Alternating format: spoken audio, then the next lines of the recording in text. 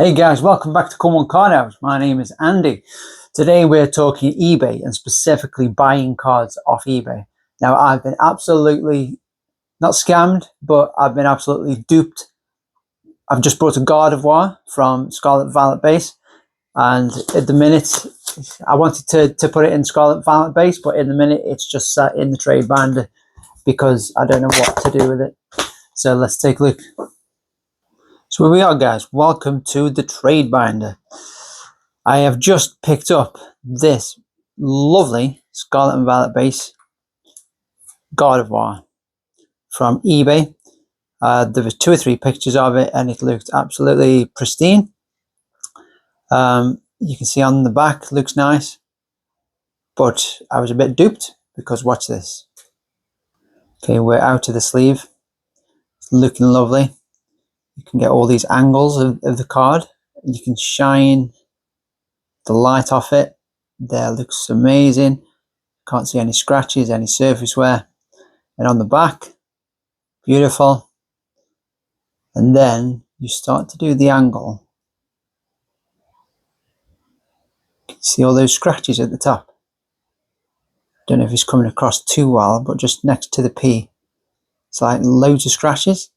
It's as if somebody's got some crap or some food on the card and he's tried to scrape it off with a 1p piece.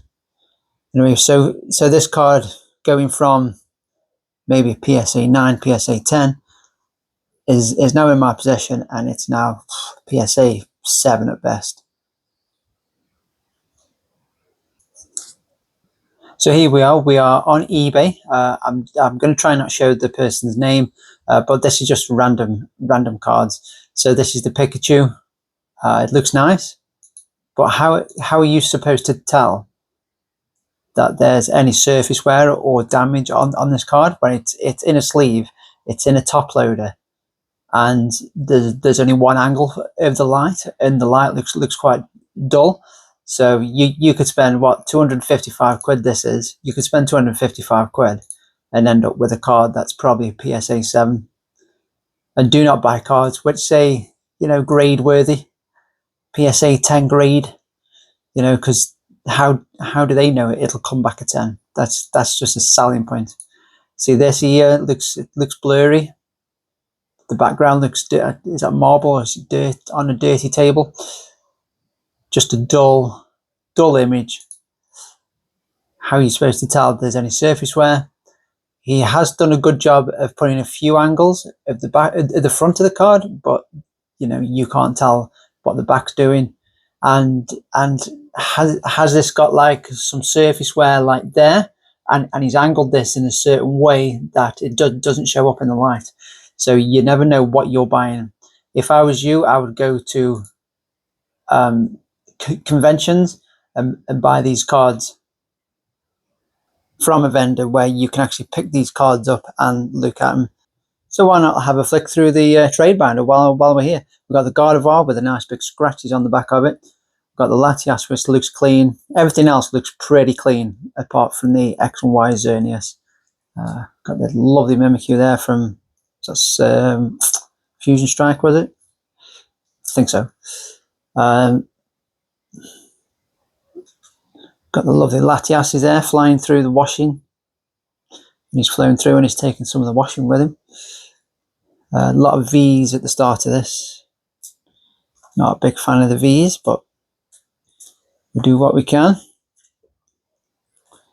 Got the Arbok there. Got a couple of Shatots. Lovely Latias there. EX and the Xerneas. Is that X and Y? EX, sorry. Whatever. Mortis Conviction. I pulled about 7 of him. Lovely Tapu Koko there. Pretty underrated card in my opinion. The Maractus, I ended up with 3 of them. Bit of Evolving Skies there. Bit more Evolving Skies. V-Star. Lovely Glaceon. Some Pidgeots. Pidgeotto. The Cleffa there. Then we go on to some quite cool Snorlaxes, which were, I think, from the Twilight Masquerade 3-pack blisters, if I remember rightly. These ones were from Black Bolt White Flare. Got first. I know it's not worth much, but that's a first edition Raticate, which I really like the artwork, so that's why I keep it. Got a load of Pokemon Day Eevees and Sylveons there, and over here we've got a bit of a Journey Together thing going on. 4 Articunos, 2 Reshurams, 2 Wailords, and the Exadrill. More Pokemon Day Center Sylveons, the really cool Squirtles. We've got a load of them. I think they're the Cosmofoil. We've got Eevee on the ball, still sealed. What's that? Oh, it's just a big Eevee. And that's the end of the trade binder. So that's the trade binder. I implore you, if you're going to pick up cards, to either ask eBay, the seller, to send you more pictures and different angles and give you a better description of the card, especially if it's expensive, or go to your local game shop, or go to trade days, binder trade nights, and look at the cards in person in different angles of light. Because, like I said, this Gardevoir looked lovely. I even picked it up and looked at it, and it was like, oh, this is nice, this is nice. And then all of a sudden I turned it where the light hit the back of the card. I was like, oh, hang on a minute. And there was like that big scratch over the top. So yeah, that's 40 odd quid down the pisser. Meanwhile, we've still got this Ring of Morrigan on eBay. I've put it on, it's going for about 400, 450, but I've put it on for £200, and it's a 7-day auction. So if you're into sorcery, you can get yourself a good little bargain, because there's only like one watcher. And also, I've created a bit of a Discord. I'll put the link in the videos. Not really shilling, and I'm not shilling anything. I'm not pushing anything. It's just a place to show off your cards. If you want to show off some cards and get a bit of a community going and a bit of a chat. I'll be doing the announcements of the competitions in the Discord too. And obviously I'll put it in the comments on the video. Don't forget, we've got the sorcery giveaway. I did post the video yesterday, and I forgot that I turned comments off. So there's been like 20 watches of the video, but they couldn't comment. So I've turned comments back on, and hopefully this video will remind you to go back and watch that video to see how to enter. It's completely free. Posting is free in the United Kingdom.